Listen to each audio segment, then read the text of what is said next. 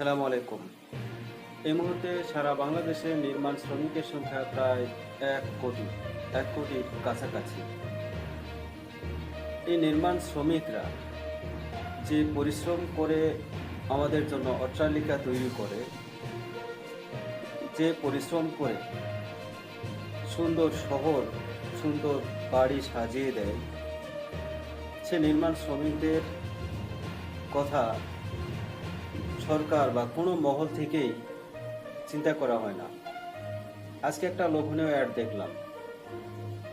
নির্মাণ একটা cement company add দিয়েছে। প্রতি ব্যাগ সিমেন্ট বিক্রি থেকে 2 টাকা করে নির্মাণ শ্রমিকদের জন্য ব্যয় করা হবে। আসলে প্রকৃতপক্ষে কি সেটা হয়? কোম্পানিগুলো বিভিন্ন উপহার উপঢৌকন দেয় নির্মাণ শ্রমিকদের নামে, তারা বরাদ্দ করে, কিন্তু সেটা আসে যে লোকগুলো প্রকৃত নির্মাণ শ্রমিকদের শোষণ করে, কন্ট্রাক্টর লেভেলের যে লোকগুলো, ঠিক সে পর্যন্ত, তাদের কাছ পর্যন্ত।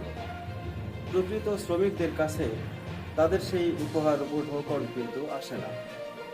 তাই আমি সেসব কর্তৃপক্ষের দৃষ্টি আকর্ষণ করছি, যারা নির্মাণ শ্রমিকদের জন্য কিছু করতে চান, অনুগ্রহ করে মাঠে এসে তাদের জন্য যদি পারেন কিছু করেন।